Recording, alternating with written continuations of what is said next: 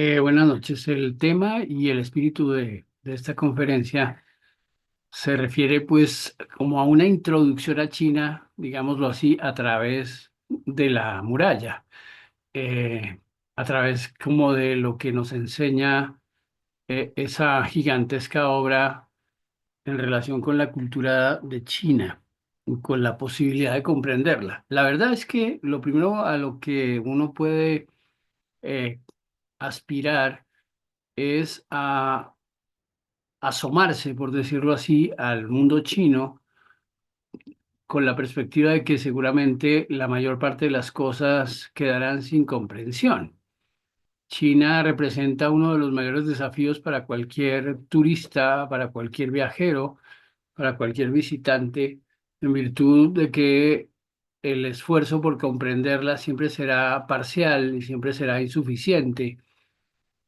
Todas las condiciones tan intensas y tan dramáticas que acompañan, digamos, la conformación de la cultura occidental, eh, hacen que eso sea en todo o en parte un impedimento para una comprensión completa de China. Sin embargo, al mismo tiempo produce una extraordinaria fascinación, un impulso de conocimiento que resulta pues muy formativo, muy interesante, muy digno de ser perseguido. Por tanto, pues que sirva esta conferencia sobre la muralla china como una introducción al pensamiento chino, a la visión china del mundo y pues incluso a las razones que llevaron a la construcción no solo de la maravilla de la muralla, sino incluso, por ejemplo, los guerreros de terracota, el Gran Canal, todos aquellos huellas de la China antigua que han perdurado hasta el presente y que han venido marcando el espíritu de la nación a través de milenios y que hoy incluso detrás de esa muralla gigantesca de modernidad, que seguramente verán ustedes y sentirán pues el asombro de cómo ha sido posible construir tanto en tan poco tiempo. eh, Al mismo tiempo irán descubriendo a la China vieja, a la China antigua, a la China inmemorial, que está representada en este caso por una obra de 8.000 kilómetros de longitud, eh, la muralla china. Hay unos que dicen que tiene 4.000, otros que tienen 6.000.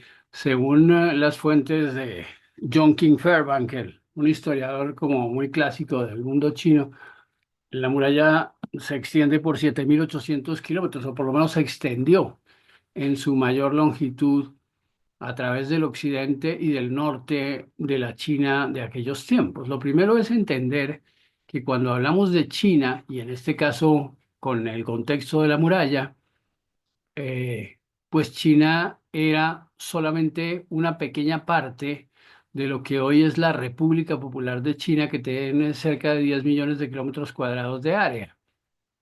La China clásica y milenaria estaba inscrita entre los ríos Huanghe y Yangtze, que se ven claramente ahí en el mapa. Esos dos grandes ríos que corren en dirección oeste-este y que desembocan en el mar de China Oriental y en el Bohai, en el mar Amarillo. Esos dos grandes ríos han sido el destino de China y la razón de ser de la nación. Es curioso, interesante comprender cómo China en realidad ha estado relativamente de espaldas al mar durante milenios. Y también explica el hecho de que se había concebido desde el comienzo como el centro del mundo.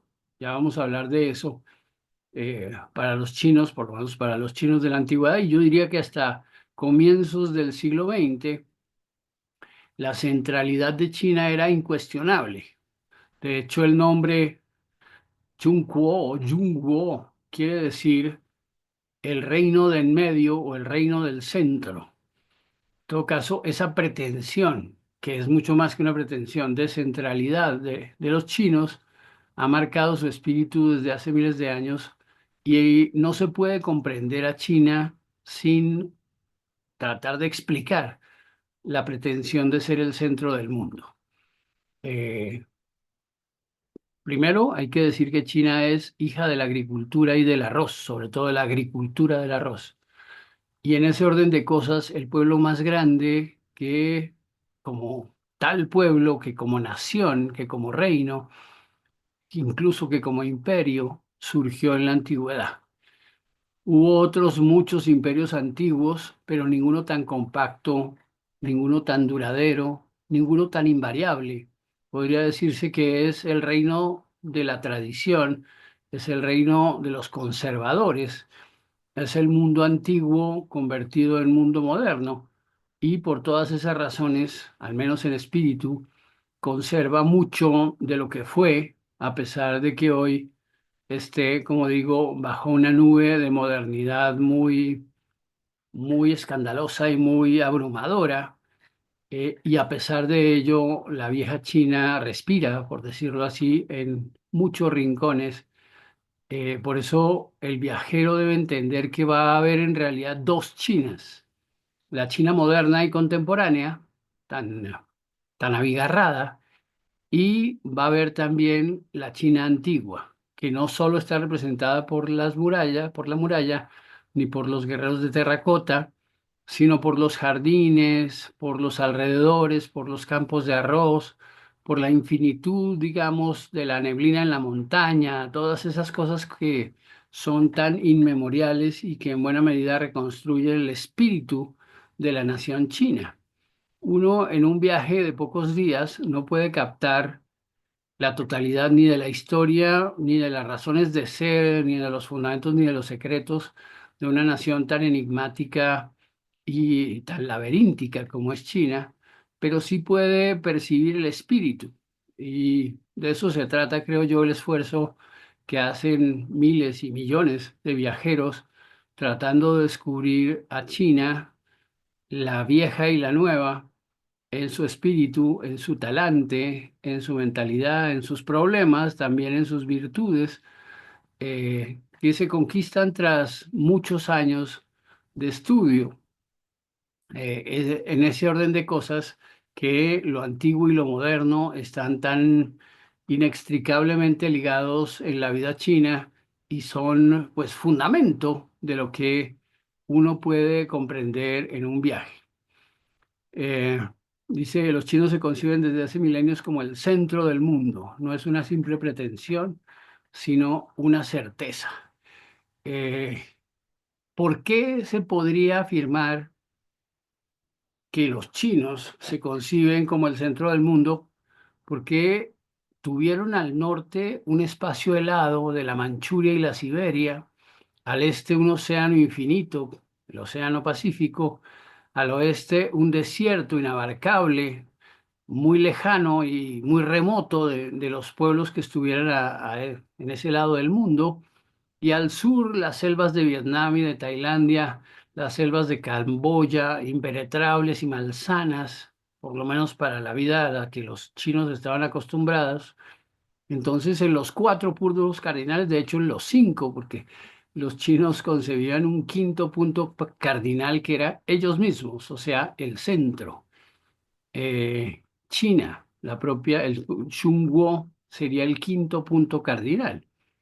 En ese contexto, en ese mundo, crecieron los chinos, creció el pueblo, creció la mentalidad, creció la cultura, los valores, también, por supuesto, las desgracias y las contradicciones que supuso tanto para el pueblo en su conjunto como para los individuos el haber nacido así precisamente como nacieron. Pero esa sociedad profundamente jerarquizada se concibe desde la antigüedad como centro del mundo. Y no es una mera metáfora, no es eh, ni siquiera un contento nacionalista, no, es una certidumbre que los acompaña, o por lo menos una intuición que los acompaña desde hace muchos siglos, de que ellos saben hacer las cosas y saben resolver la vida de millones, quizá de cientos de millones, hoy día más de 1.000 millones de habitantes. Esa certidumbre, esa confianza es tal vez el pegamento, el factor de cohesión más importante que ha convertido a China en una nación, a pesar de las muchas vicisitudes, dificultades, brutalidades y contradicciones por las que ha pasado en su historia. Lo primero, el primer problema era ser la tierra del medio, ser el reino del medio y poder alimentar a la población. Entonces, la certeza se nutre fundamentalmente de un espíritu, digámoslo así, avasallante, que tiene como objetivo poder alimentar y garantizar la vida y la prosperidad incluso de miles, o de cientos, o por lo menos de los 50, de los 80 millones que eran en la antigüedad. Esa condición de una nación milenaria y además gigantesca, esa conciencia de pertenecer a un mundo que en buena medida los observa desde todos los puntos cardinales, en eso consiste la pretensión de centralidad de China. La siguiente, Saray, por favor. Entonces, ¿cuál es el valor fundamental dentro del cual ha crecido China? Incluso, ¿cómo se puede explicar una obra de ingeniería como la muralla si no es bajo la luz de una mentalidad y un espíritu colectivo que en verdad escapan a todas las maneras en las que se ha concebido un pueblo por fuera de China? La historia de China referencia el equilibrio y el trabajo constantes como pilares de la vida colectiva. Lo más importante es decir que la vida colectiva es muchas veces más trascendente y más fundamental que la vida individual. Podría decirse, sin temor a exagerar, que los chinos son poco individuos y mucho colectividad. Son mucho pueblo y conciencia del pueblo, conciencia de los logros que entre todos se pueden hacer. Eso, por ejemplo, a un pueblo como el colombiano le resulta muy difícil de comprender. Aquí vivimos en un país incluso un poco exagerado en cuanto al individualismo, eh, donde la desconfianza frente al otro y el hacer las cosas uno solo se ha convertido desde el principio en un gran valor. En China es exactamente lo contrario. El pueblo chino hace todo coordinadamente. Es fácil para ellos llegar a consensos. Es fácil llegar para ellos llegar a decisiones y procesos decisionales en los que todos actúan como si fueran un solo cuerpo. El espíritu de cuerpo, del que se habla en tantas obras, es tal vez el fundamento de la nación china. Seguramente ustedes lo verán en las calles, cuando todo el mundo hace lo mismo, cuando todo el mundo responde a patrones y valores, digamos, reglas y leyes que no están escritas y que sin embargo todos conocen y todos obedecen. La obediencia, la obediencia es para ellos sensatez, incluso es generosidad. Así lo decía Confucio. Lo primero que un ser, hombre o mujer, debe hacer en la vida es reconocer cuál es su lugar en el grupo o en la sociedad. Y al reconocer cuál es su lugar en el grupo, pues ejercer ese papel de un modo fiel y constante, sin vacilaciones, para que el resto del grupo sepa con quién puede contar. El pecado fundamental de la vida china consiste en romper el equilibrio del grupo, sobre todo deliberadamente. Quien rompe el equilibrio del grupo atenta contra el conjunto de la sociedad. Y la sociedad, pues, en ese tiempo y ahora, responde cruelmente a los individuos que pretenden romper ese equilibrio. Es allí en donde hay que encontrar el secreto de la unidad de China. China es un conjunto, digámoslo así, equilibrado, armónico, de individuos que renuncian o por lo menos disminuyen el peso de su individualidad para afirmar el peso de lo colectivo, para realizar una labor que los demás están esperando que haga en el tiempo adecuado, con las condiciones adecuadas y con el resultado o el efecto que el grupo está esperando de cada individuo. Eso, trabajar en equipo, es lo que han hecho los chinos desde la antigüedad. Y eso es tal vez el secreto de su fuerza, de su poder, la esencia fundamental de su cultura. Incluso lo que han hecho mal, lo han hecho todos a una. Por supuesto, lo que han hecho bien, lo han hecho todos a una. Todos a una voluntad plegados, lo cual a nosotros nos parecería terriblemente autoritario y opresivo. Para ellos es la condición de la vida, del equilibrio, de la salud, de la sensatez, del logro y del triunfo.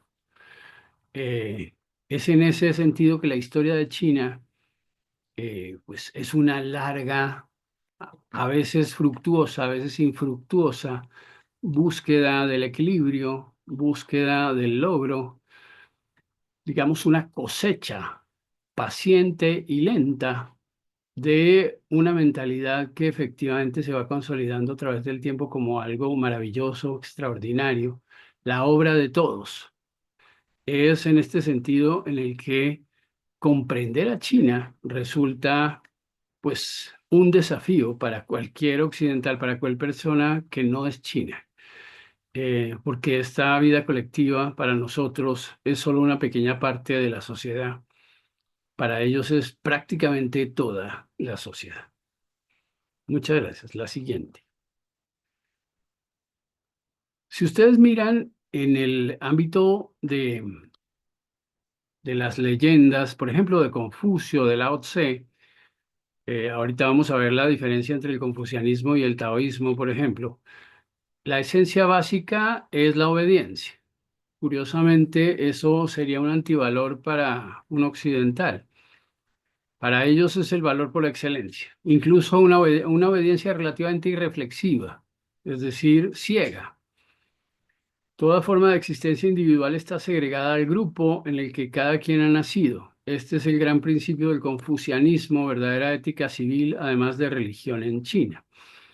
Los chinos incluso han redefinido el concepto de religión, porque la religión, tal como nosotros la entendemos, es una forma de concertar y unir a individuos. En cambio, en China, el confucianismo, que es en realidad la gran, podría decirse que la única verdadera religión, es una manera casi instintiva y automática de ponerse de acuerdo sobre lo que hay que hacer.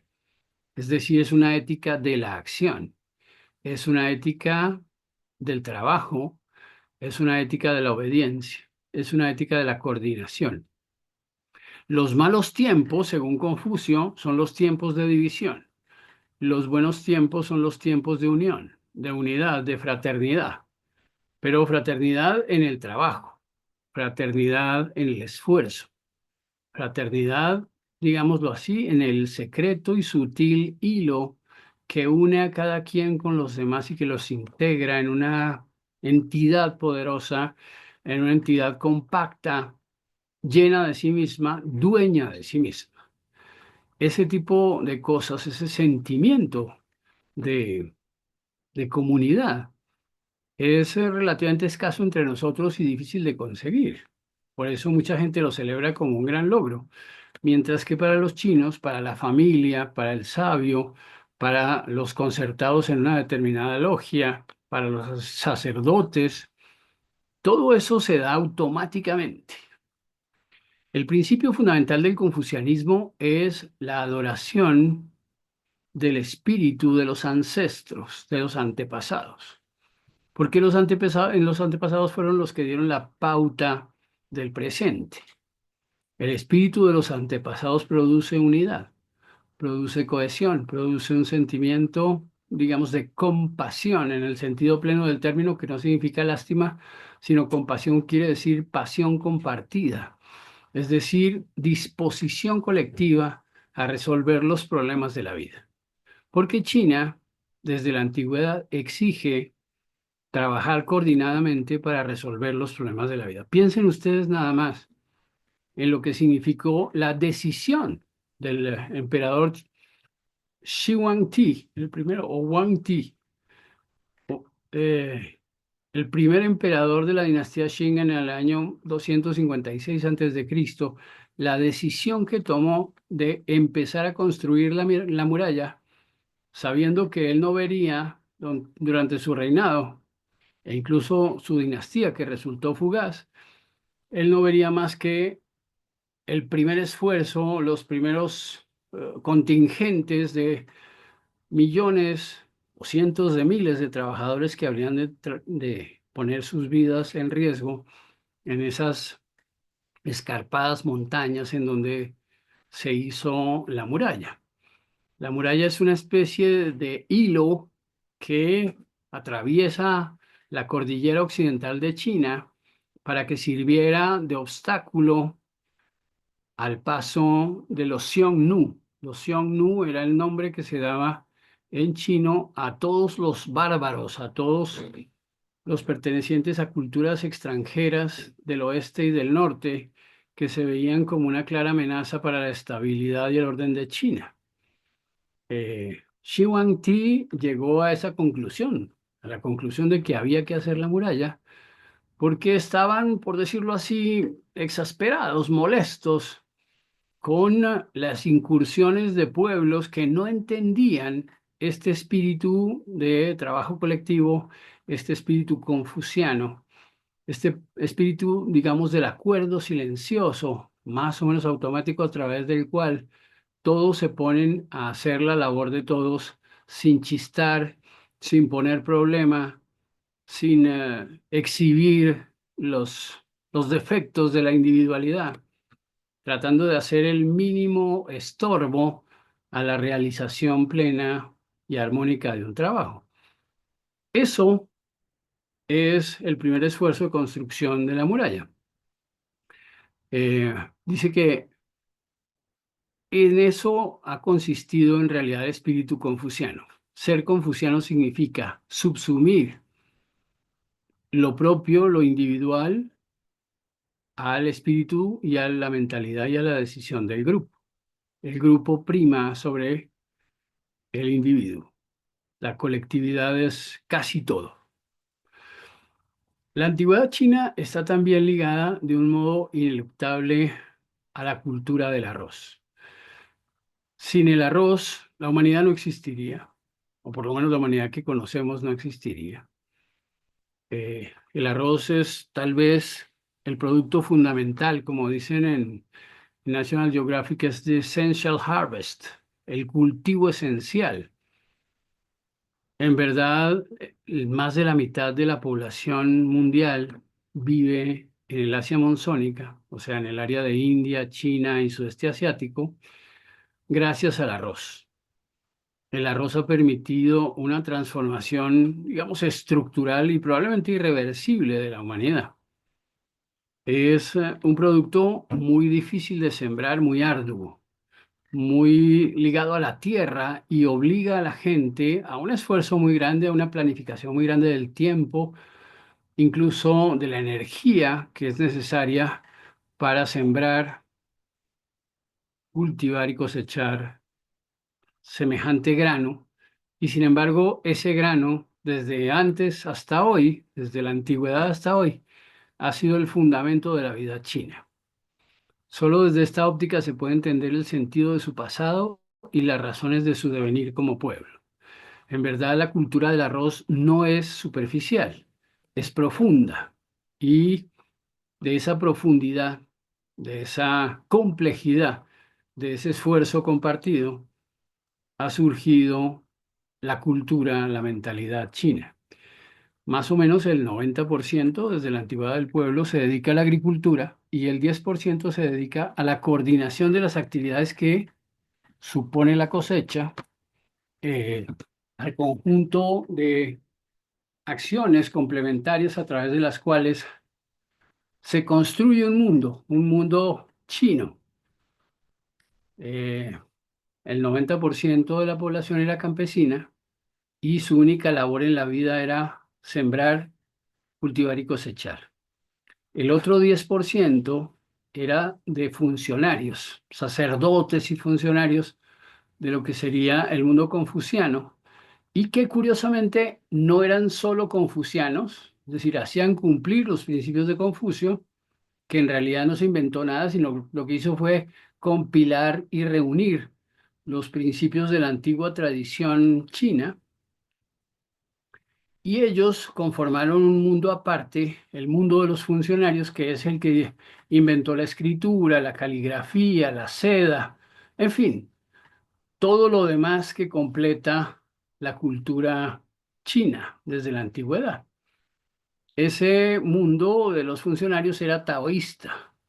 El taoísmo es una religión holística extraordinariamente valiosa, pero de una fuerza metafísica un poco excesiva. Es la religión de la contemplación del universo.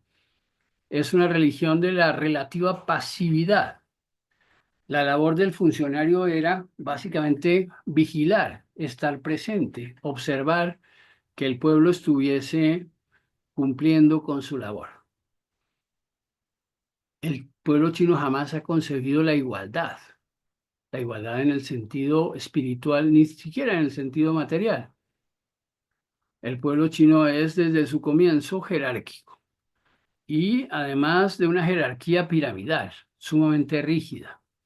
El que nació para mandar, manda, y el hijo de aquel que nació para mandar hereda su poder y su mando. El que nació para obedecer, obedece y no se preocupa ni pretende rebelarse para convertirse en el que manda. Es cierto que ha habido cambios y conmociones en la historia de China, pero lo que más prima, lo que más se valora es la estabilidad. Los buenos tiempos, como decía, son tiempos de estabilidad y de paz, de armonía y de trabajo. Son tiempos, por decirlo así, grises, pero ese color gris asegura la buena relación entre el cielo y la tierra. El emperador era, al fin y al cabo, la personificación, la materialización humana de la buena relación entre el cielo y la tierra, razón por la cual no gobernaba porque no necesitaba gobernar, sino que era un símbolo viviente, el representante de esa conexión entre el cielo y la tierra.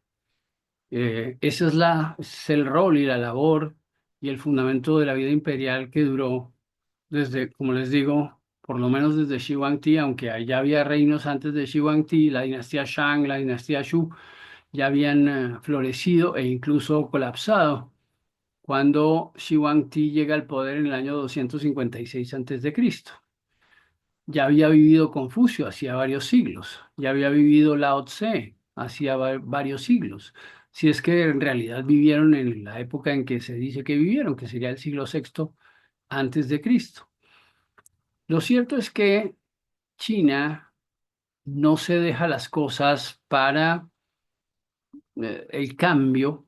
En China tal vez lo más temido es el cambio. Y cuando llega el cambio, pues hay que asimilarlo, pero con la cautela y la lentitud de quien sabe que hay siempre riesgos en cambiar. Cambiar las cosas siempre resulta riesgoso. Difícilmente puede haber en el mundo una sociedad más conservadora que la sociedad china. Y sin embargo, hoy en día la conocemos justamente por haber asimilado a toda velocidad los cambios propios de la cultura occidental y de la de la técnica y la ciencia que están haciendo mutar rápidamente el espíritu del pueblo chino. Hoy, si ustedes viajaran en los años 60 o 70, muy crueles años y muy difíciles por demás, pues verían una China detenida en el tiempo. Hoy, en cambio, 50 años después, o casi 50 años después de la muerte de Mao Zedong, se ve un país que está, pues, febrilmente conectado con las transformaciones propias del mundo actual. En ese contexto, en ese horizonte en el que vive la China de hoy, en el que, pues, se manifiesta una mutación extraordinaria y, sin embargo, es una mutación coordinada. Es decir, es Lo que antaño era el acuerdo para producir arroz, ahora es el acuerdo para hacer fábricas, puentes, carreteras, ferrocarriles, edificios y todo aquello que ha hecho mutar de un modo tan ferviente el paisaje de China. Lo cierto es que detrás de todas esas skylines, detrás de todas esas grandezas y obras de infraestructura, en algún momento del camino ustedes verán en el tren, en el avión o en el bus, verán el campo, el viejo campo inmemorial, los paddies, ¿no? Las terrazas, las laderas y las montañas, o las inmensas llanuras sembradas de arroz con sus cuadrados y sus rectángulos casi perfectos. Eso es lo que se ha hecho desde hace miles de años. Y probablemente es en ese espíritu en el que uno identifica más específicamente el sentir y el actuar del pueblo chino.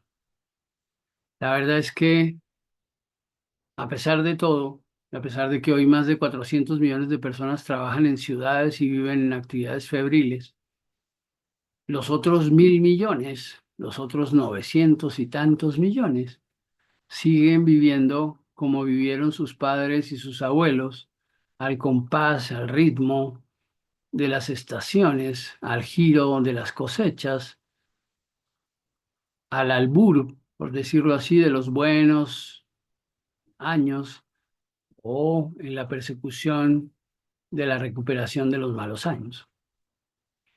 La historia de China es la historia de la agricultura del arroz y de otros productos complementarios. La historia de China está ligada al agua, a los ríos, al aprovechamiento de los mismos, a las inundaciones. Por eso resulta tan peculiar y tan particular el hecho de que las ciudades antiguas eran de madera. Eran de madera porque la madera es versátil, porque se puede llevar de un lugar a otro, incluso porque se puede desmontar una ciudad para montarla en otro lugar si es que las circunstancias así lo obligan o lo requieren. El caso es que China es un poco una cultura de quitar y poner, es una cultura móvil. Y esa movilidad, esa versatilidad, obviamente que requiere un gigantesco esfuerzo por parte del pueblo, fue el secreto de su perdurabilidad.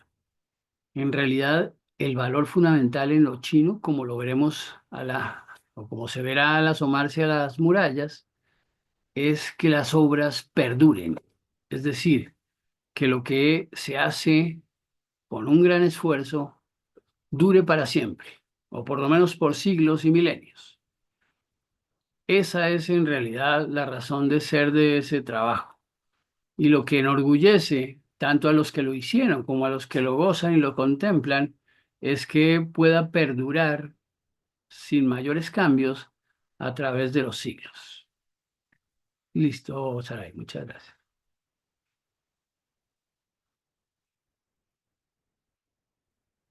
China nunca deja de proyectarse al futuro lejano como la verdadera humanidad digna de centralidad y predominio. China es en verdad un país, digámoslo así, saturado de sentido y de razones, como, como no tiene o no cultiva a los individuos, cultiva los logros colectivos. Y la ambición fundamental de China desde tiempos antiguos fue siempre la misma, predominar. Incluso son muy poco cautelosos y muy poco diplomáticos para expresar el objetivo que a largo plazo China persigue. ¿Cuál es? El predominio, el poder, la centralidad, el hecho de que, al menos como pueblo, sean reconocidos como líderes del mundo. Eh, Eso no les da vergüenza, no les da, porque el Imperio Británico o los Estados Unidos, cuando lo dicen con recato, como en baja voz, incluso como avergonzándose de ser descubiertos en su anhelo de ser los que mandan, los que triunfan. Los chinos no. Los chinos muestran ello, esa aspiración con gran orgullo, con gran descaro, si se quiere. En verdad, una de las cosas más interesantes que uno descubre cuando viaja a China es el relativo descaro del pueblo chino, el hecho de que vive muy orgulloso de sí y actúa como un pueblo orgulloso, no como un pueblo débil ni timorato. Entre ellos hay una serie de formas, de reglas, de valores, pero están envueltos en los misterios de la vida y de la cultura china y pues el primer misterio es la dificultad extraordinaria de su lengua. Para ellos, por supuesto, muy fácil, para el resto del mundo muy difícil. La lengua china ya es un misterio suficientemente denso y es el fundamento de la cultura. La cultura pues se vive oralmente. La cultura, las tradiciones de China, las razones por las cuales y con las cuales ha venido al mundo y se distingue de otros pueblos, está en la relativa dificultad, a veces muy grande, a veces insalvable, de captar el sentido que tienen todas sus acciones. Eh, los juegos, la vestimenta, el alimento, las fiestas, la religión, la música, la escritura, que es un arte extraordinariamente complejo, y la caligrafía, ¿no? La organización familiar y social, el calendario. Hay una gran cantidad de elementos misteriosos en la cultura china, cada uno de los cuales es muy dispendioso de aprender, muy lento, muy trabajoso, muy exigente. Piensen ustedes que, como les decía, a ese 9% de casta de funcionarios le enseñaban a escribir y a leer, pero la enseñanza de escritura y lectura empezaba a los 4 años de edad o a los 5 años de edad y terminaba a los 14, 15 o 16. Es decir, después de 8, de 10, de 12 años de rígido aprendizaje, porque el modelo de aprendizaje era sumamente exigente y rígido. eh, entonces se consideraba a ese adolescente más o menos competente para leer un poema, para leer un decreto, ya fuera en voz alta o en silencio, ya fuera para comunicarlo a una autoridad superior con una extraordinaria parafernalia de recatos, o ya fuera para darlo a conocer al pueblo, con toda la naturalidad con la que el pueblo entiende los mandatos. Es decir, en todo caso, todo en China está marcado por este destino. Si ustedes miran incluso hasta en el mundo moderno, eh, la relación que tiene el pueblo con los actores del poder, con las decisiones que han marcado su vida y que influyen en la mayoría de los casos benéficamente, pero a veces también perversamente sobre su vida, se comunica desde arriba con una o dos órdenes y no se repite. Todo el mundo tiene que aprender y obedecer, sin rechistar, o por lo menos sin que se note su impaciencia o su desacuerdo. Es una sociedad, es una vida, es una religión para estar de acuerdo con los demás, para aprender a estar de acuerdo y para darse cuenta de que uno por uno mismo poco o nada puede lograr. En cambio, como parte del grupo, mucho, quizá todo, lo puede lograr. Esa es un poco la metáfora de lo que estoy tratando de decir y conste que estamos hablando, por ejemplo, piensen ustedes en la famosa eh, tumba de los guerreros de terracota que está en la ciudad de Chang'an, en el occidente de China, la antigua capital de Chang'an. En esa ciudad,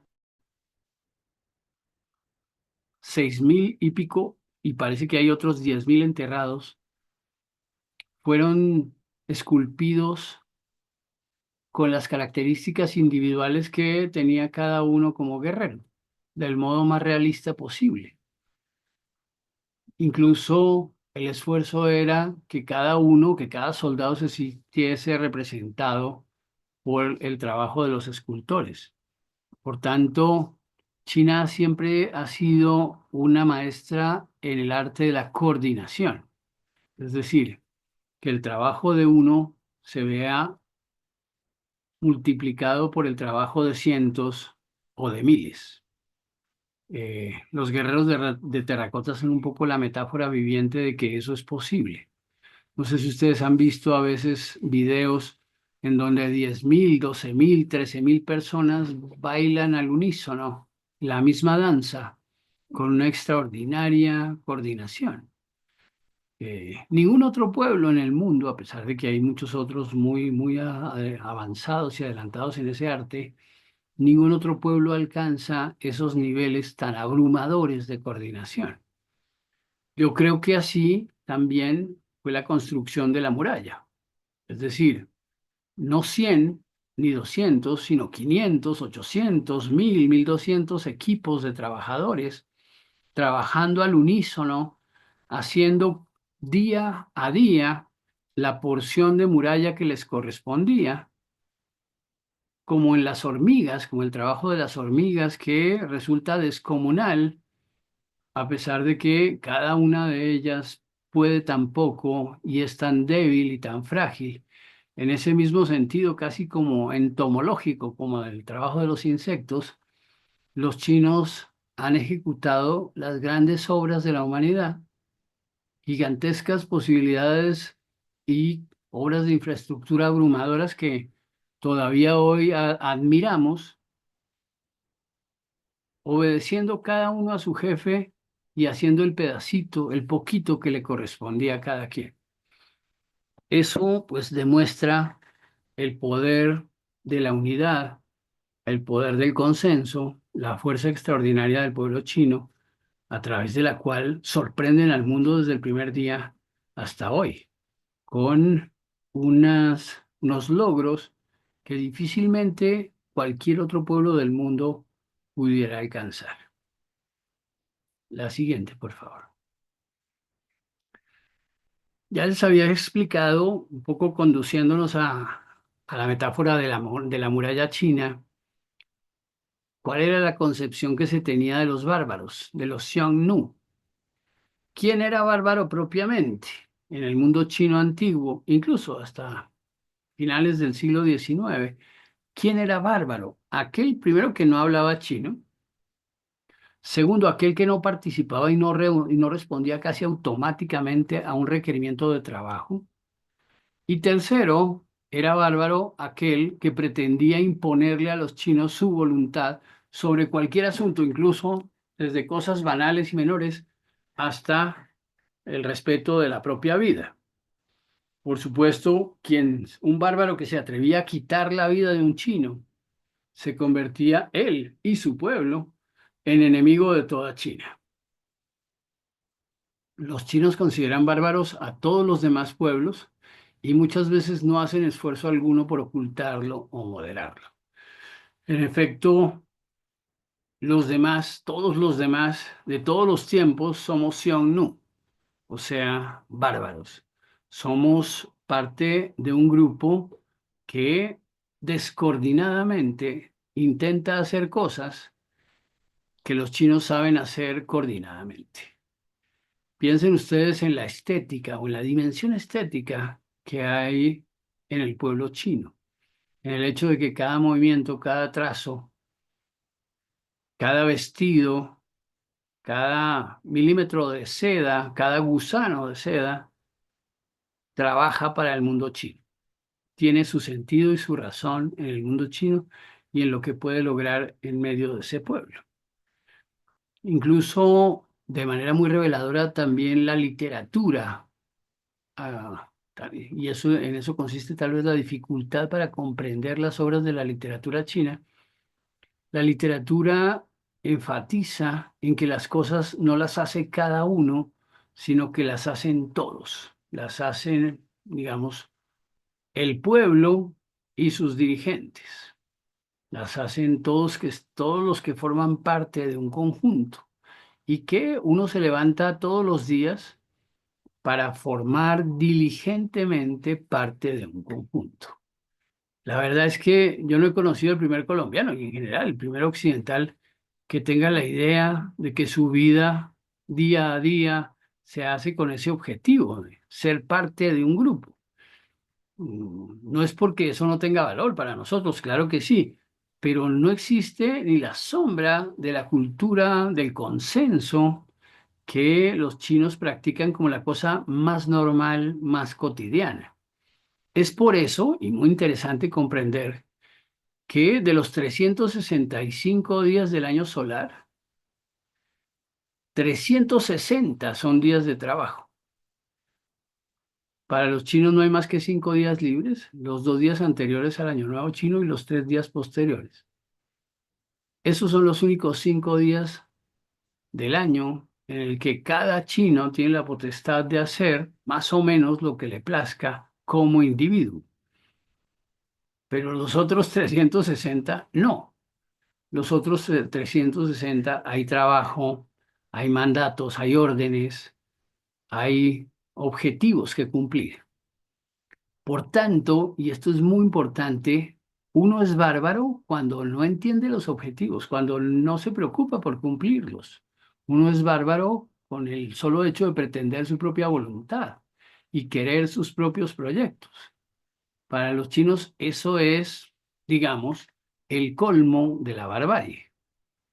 No lo es, por supuesto, para el resto de los pueblos y por tanto los chinos pueden mirar por encima del hombro a todo aquel que no concuerda con semejantes acuerdos, con semejantes propósitos. Esa es la misteriosa, la sorprendente naturaleza del pueblo chino. Y eso lo van a entender ustedes no más en el metro, en el avión, en el coger el bus, al mirar la disposición de las calles. Curiosamente, el único espacio, el único momento en el que el chino es un individuo es en el mercado nocturno, es decir, cuando ha terminado la jornada de trabajo y cuando los chinos de manera pues tumultuosa regresan a sus casas. Ahí en el night market, en el mercado nocturno, es cuando uno entiende que es posible darse un rato, digamos, darse un pequeño chapuzón de individualidad, comiendo lo que uno quiere, demorándose un poquito, paseando.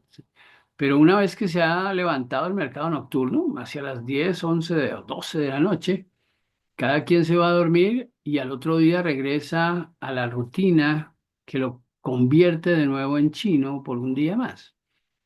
Esa es, a mi juicio, una cosa verdaderamente impresionante de la mentalidad china y con la cual y contra la cual no podemos hacer nada. La siguiente.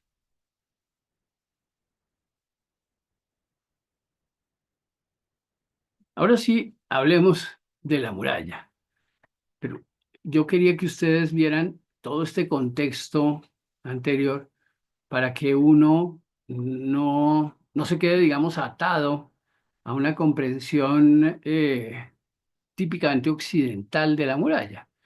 ¿Qué es lo que llama la atención al occidental de la muralla china? Pues su extraordinaria extensión, su uniformidad, el carácter casi monumental que tiene cada casamata, cada pasadizo, cada ladrillo con el cual desde hace 2000 años o 1800 o 1500 se confeccionó ese lugar e incluso una cosa todavía más impresionante y es el hecho de que la muralla, aunque ha sido destruida parcialmente en algunos momentos, es objeto de constante reconstrucción.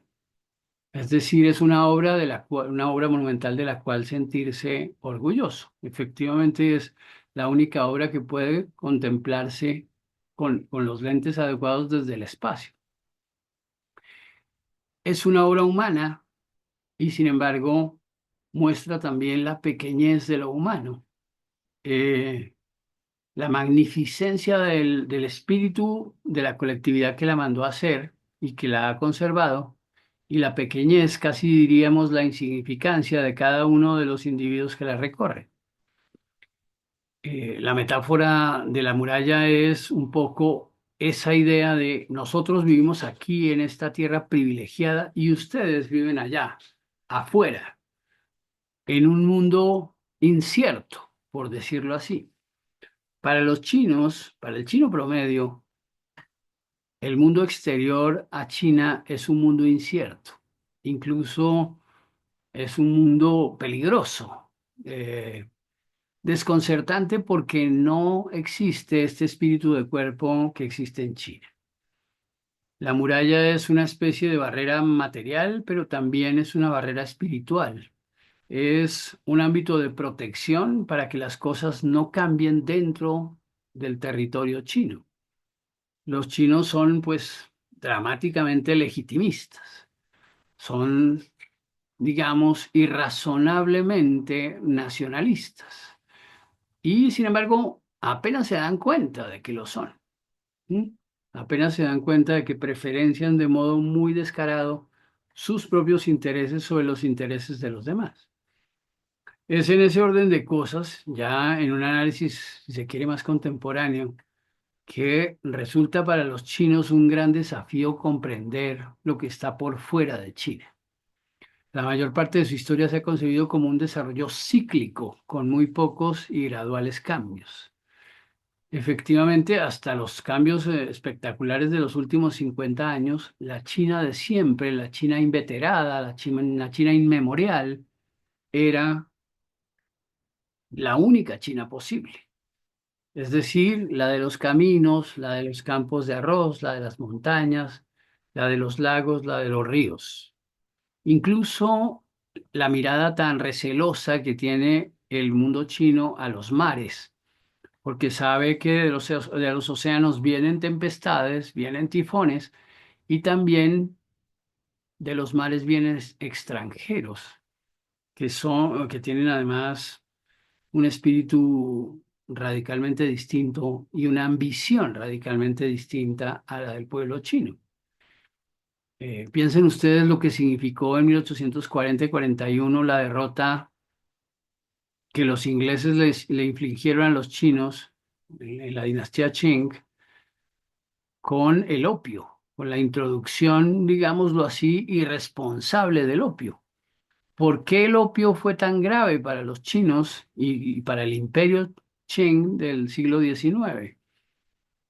Pues porque hacía irresponsables a las personas obedientes, porque el opio hacía que cada uno se sumergiese en su propio universo de fantasías personales incomunicables, porque el opio, los viajes de opio, suponen esa especie de rapto de los sentidos, por el cual el individuo puede pasar un día o dos o tres o toda la vida en una somnolienta e inútil condición.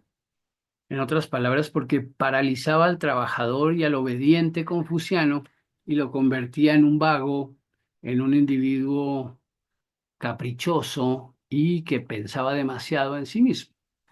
En eso consistía en realidad el peligro del opio. Y con esa arma lograron los británicos derrotar, al menos parcialmente, la voluntad de los chinos y hacerles que les concediesen los privilegios de Hong Kong desde 1841 hasta 1997.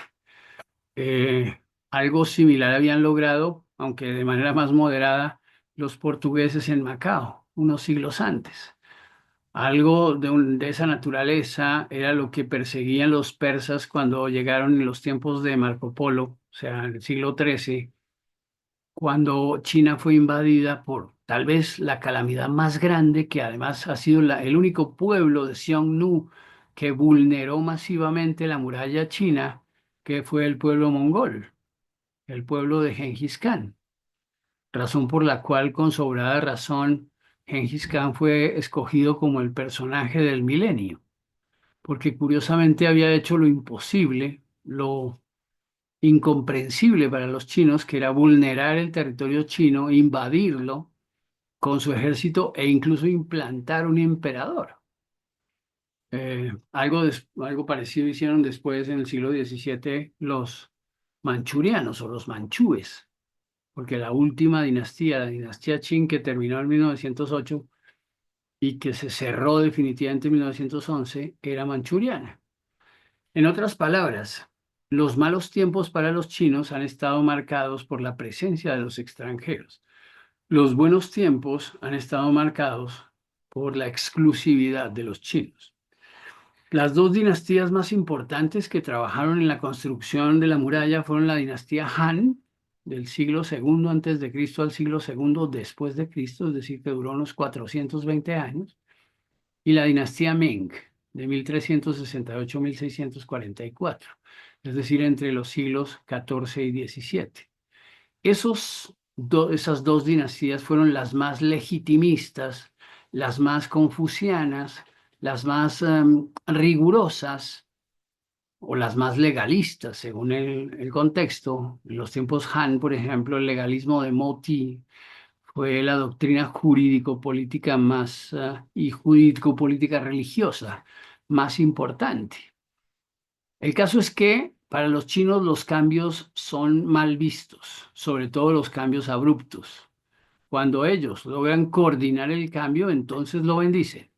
Pero cuando ellos terminan siendo objeto de otro y se les impone el cambio, entonces lo maldicen.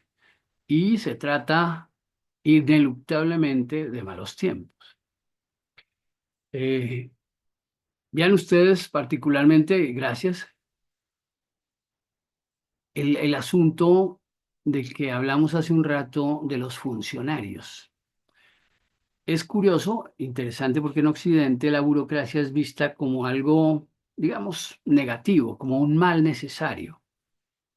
En China, en cambio, la burocracia es absolutamente esencial desde la antigüedad hasta el presente. Podría decirse que el ideal burocrático ha construido la cultura china. El pueblo chino ha tenido siempre una poderosa élite de funcionarios que han sido líderes e impulsores de su historia. Han sido la casta de los taoístas, de los que hablé hace un rato, los que saben leer y escribir, los que saben traducir las órdenes o redactarlas. Sin su cosmovisión y su empeño, China no habría sido jamás lo que fue, por 3 milenios, el mayor y más avanzado imperio de la antigüedad. Es curioso porque mucha gente ha reconocido el valor de China, la importancia de China, y sin embargo, nadie o apenas nadie ha intentado reproducir el modelo. Se sabe, se intuye que el modelo chino es imposible de reproducir, que solo se puede dar en su peculiaridad, en su particularidad, gracias a las condiciones propias del pueblo chino. Y esto lo digo incluso para pueblos que han intentado imitarlo con cierto éxito, como el pueblo japonés, como el pueblo coreano. Los coreanos y los japoneses han hecho grandes milagros y grandes logros derivados también de esta mentalidad colectiva que proviene del confucianismo.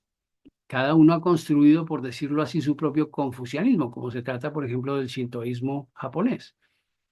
Pero el taoísmo tiene un secreto metafísico, tiene un poder extraordinario.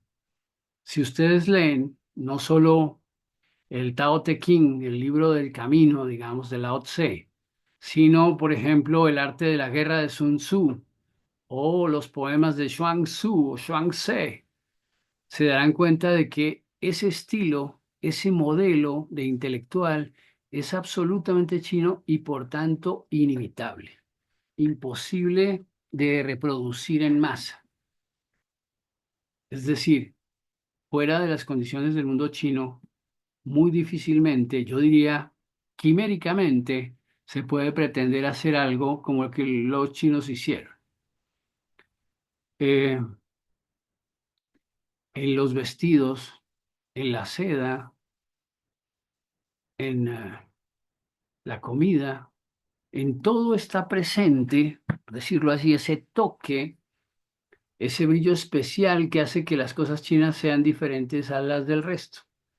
No necesariamente más sabrosos o mejores, pero sí más chinas, más cercanas a lo que ellos están esperando. Eso es en verdad uno de los fundamentos, incluso se diría uno de los rudimentos a través de los cuales esta condición cínica, y no digo cínica con C, sino cínica con S, Es decir, para hablar de todo lo sino o de todo lo chino, esa condición la han impregnado, seguramente con crueldad y dureza, en el pueblo tibetano, en los uigures, en los mongoles de la Mongolia Interior, en los propios manchurianos de hoy, en los vietnamitas, en todos los pueblos que han estado en la periferia de China. Eso es lo que se respira también en ese espíritu extraordinario de unificación de la voluntad que hay en una ciudad milagro como la ciudad de Singapur. Eso es lo que se respira en medio de la aglomeración extraordinaria de Hong Kong. En ese delta del río Perla, es decir, Hong Kong, Macao, la ciudad de Chongqing, eh, eh, no Chongqing, sino ese Shenzhen, perdón, la ciudad de Cantón o Guangdong, en ese delta del río Perla viven 70 millones de personas. Y cada uno tiene su labor, cada uno tiene su identidad, cada uno tiene sus propósitos, y sin embargo trabajan todos los días con una tenacidad abrumadora, coordinadamente, para seguir construyendo como hormiguitas una obra gigantesca que superará cualquier realización de otro pueblo. Eh, es interesante ya desde la perspectiva incluso del Metro de Bogotá que ustedes entiendan lo que significa la infraestructura para los chinos. Es diferente a lo que nosotros concebimos. Aquí la infraestructura es un instrumento, es algo que se usa para que el pueblo viva mejor. No, en China no es solo eso. En China es un orgullo, es un trabajo colectivo casi para exhibir, casi para perfeccionar, en el que todos ponen un poquito más de brillo, un poquito más de esfuerzo para que se convierta en una obra absolutamente límpida, deslumbrante. Eso es lo que realmente el pueblo quiere que los demás sientan, deslumbramiento por la magnificencia de la obra y de la cultura de China. En suma y en conclusión, la muralla es una metáfora de lo que es el pueblo chino. La muralla, por más extraordinaria que haya sido, es una obra entre muchas. Y el siglo XXI seguramente será el siglo de las grandes realizaciones chinas, lo que verdaderamente constituirá una revolución para la humanidad. Eso que hace proféticas las palabras de Napoleón de que China es un tigre dormido y cuando el tigre se despierte temblará el mundo, lo que verdaderamente será la metáfora del siglo XXI será el momento en el que, superada esa barrera y esa muralla, los chinos salgan de China e invadan el mundo. Invádanlo en el sentido quizá pacífico del término, pero en todo caso con su presencia, con sus métodos, con su, digamos, manera bastante impactante e influyente de dejar huella en la sociedad. La muralla china fue la obra de ingeniería militar más grande del mundo. Su sola concepción sobrecoge al observador. 6.000 kilómetros de amenazadora y desafiante longitud. Una expresión de poder y aislamiento que sirve como metáfora de toda China, como una especie de advertencia, si se quiere, de lo que los chinos pueden lograr, de lo que la colectividad, con una voluntad tenaz y unos propósitos firmes, puede lograr. Eso en verdad es el milagro más importante que uno descubre cuando se descubre a sí mismo como un Xiongnu, como un no chino, como un bárbaro que nunca podría entender ni participar de esa manera de ver el mundo. Por eso les decía al comienzo que visitar China es simplemente percatarse de que uno no es y nunca será como ellos y que ellos no son y nunca serán como nosotros. Esa distancia es un verdadero milagro, una verdadera sorpresa para el viajero y lo deja un poco sorprendido, como digo, pero también, si se quiere, consternado. Es decir, dándose cuenta ya no solo de que los viajes no son hacia afuera únicamente, sino también hacia adentro. se viaja hacia uno mismo, se viaja para percatarse de quién es uno. Y una de las mejores maneras de saber quién es uno es conocer a los chinos, porque efectivamente no somos como ellos. Nunca seremos como ellos, ni como individuos, ni como pueblo. Con la muralla se mantuvo alejados a los invasores y se consolidó el Celeste Imperio por 1400 años. Incluso podría decirse que 2400, es decir, los 1000 años posteriores. Es cierto que la muralla no sirvió absolutamente de defensa, pero fue un símbolo. Aún hoy su vista es conmovedora e inquietante, parece el infinito espinazo de una serpiente. Es decir, parece una manifestación de otro mundo, parece el esfuerzo de coordinación del que nosotros, quiero decir, el resto del mundo que no es chino, difícilmente puede ser capaz.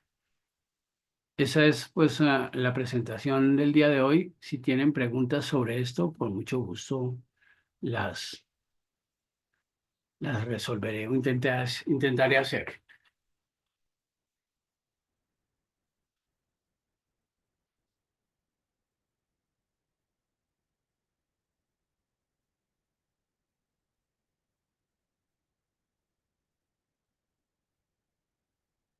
¿Ahí estás por ahí? Sí. Preguntas Muchísimas por ahí. gracias por la presentación, profesor. Si alguien tiene algún comentario, alguna pregunta.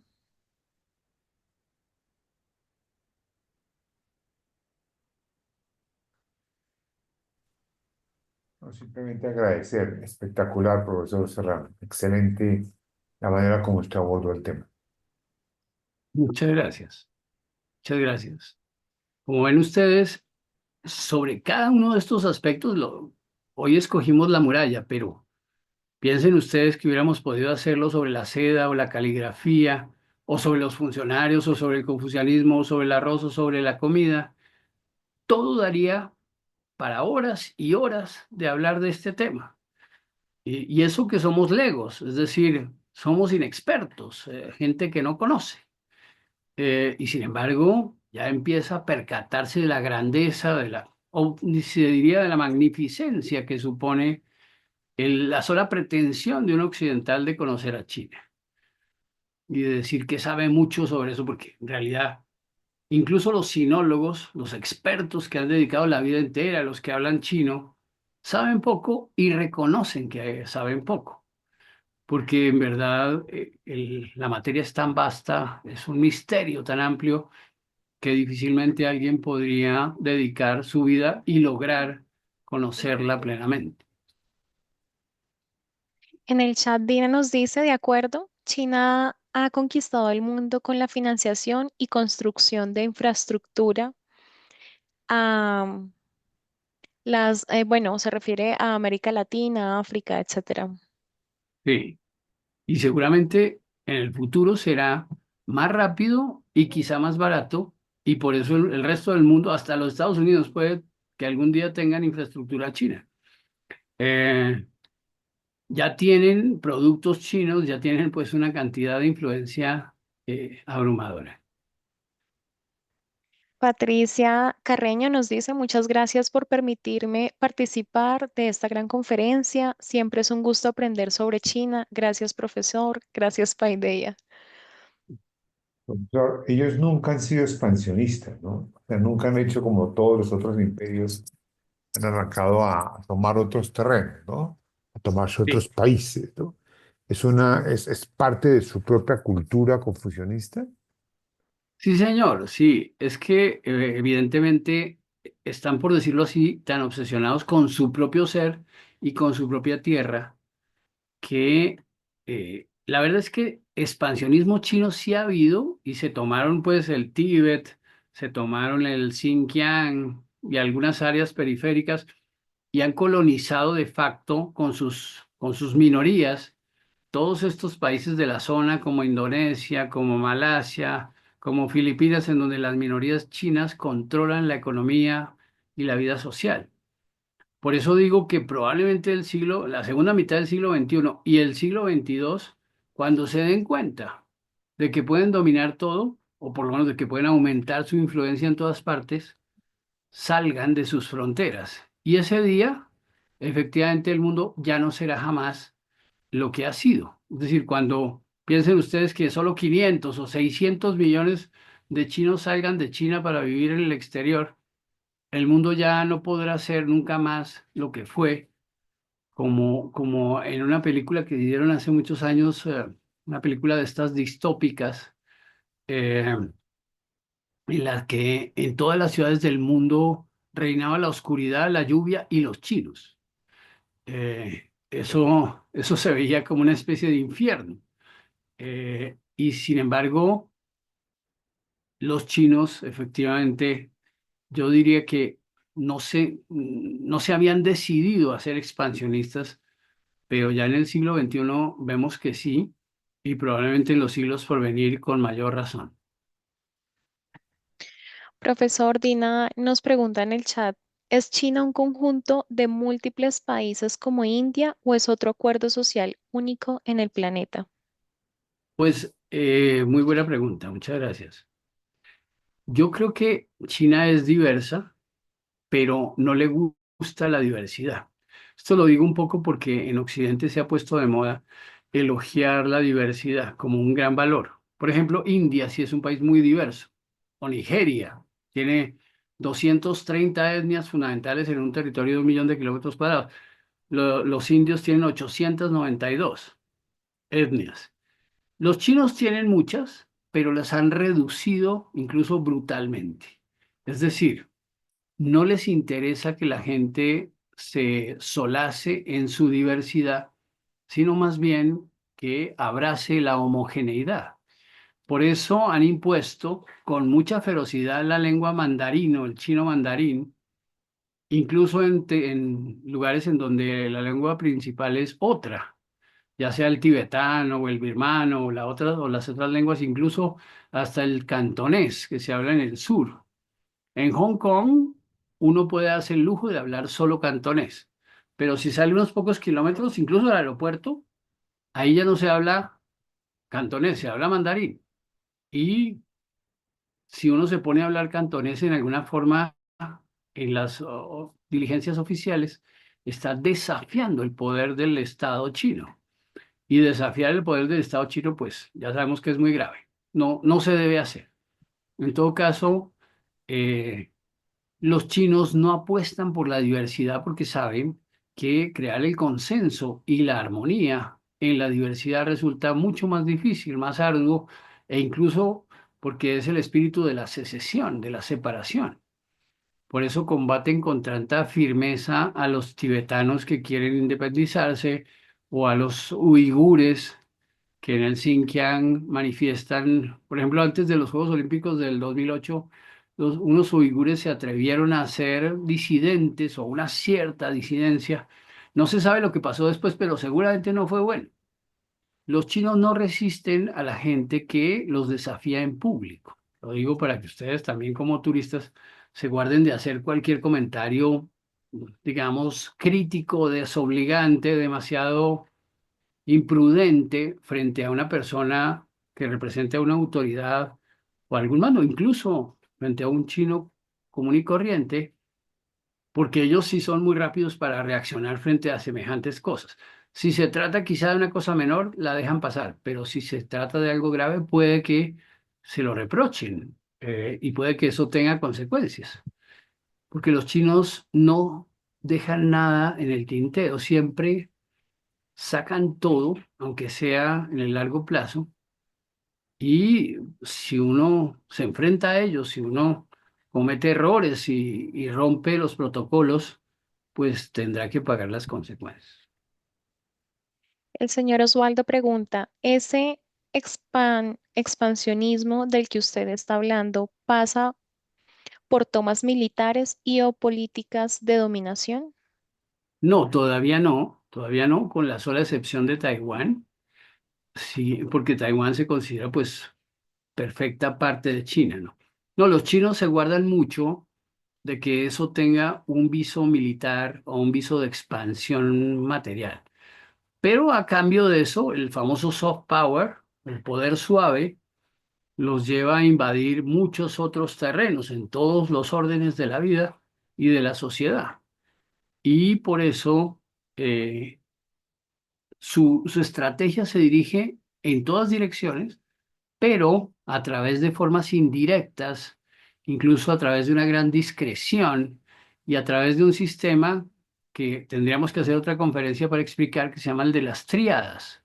Las tríadas son el secreto de los chinos en el exterior.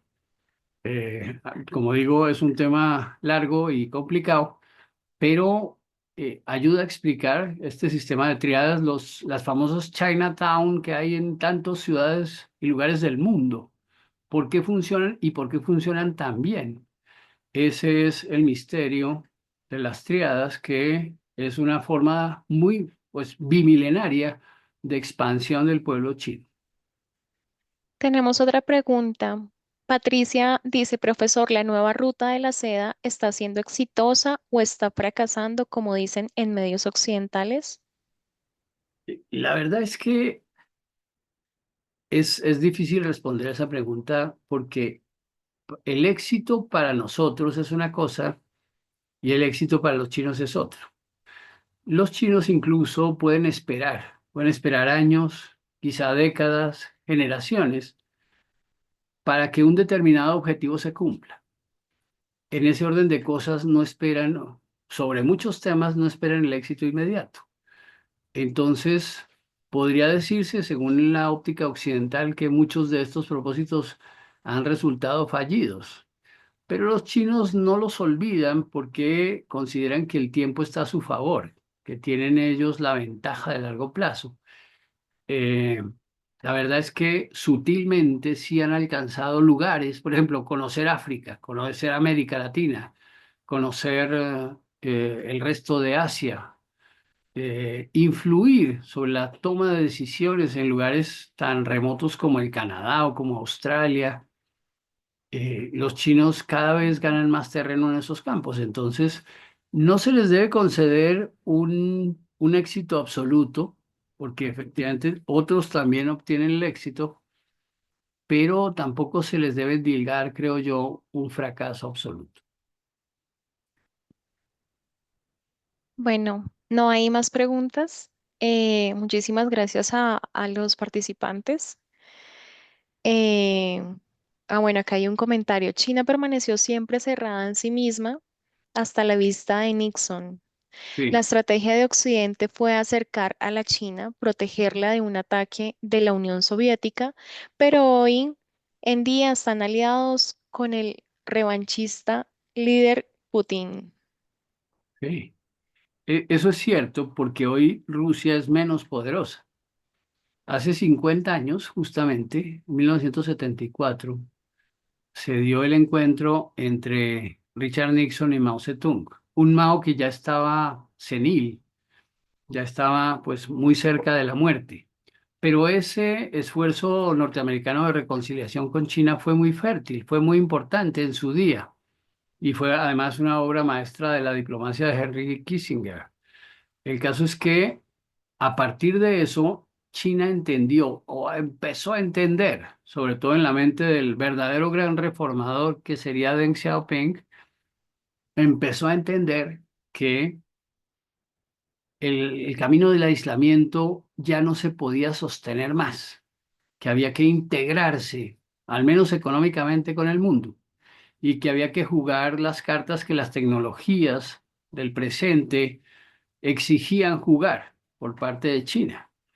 Entonces, en lugar de cerrarse más, se abrió y se abrió de un modo muy rápido, muy ansioso, y pues ha producido este milagro impresionante, que es la China de hoy. Entonces, desde Nixon, efectivamente, desde hace 50 años, podemos ver un cambio, una mutación que cada vez se acelera más y que, como les digo, todavía está por propinar muchas sorpresas en los años por venir. Profesor, muchas gracias por sus aportes. Siempre es agradable cuando nos comparte su conocimiento. A las personas que asistieron, muy buenas noches, que estén muy bien. Que estén muy bien. Gracias por estar ahí. Hasta luego. Buenas noches. Chao, gracias.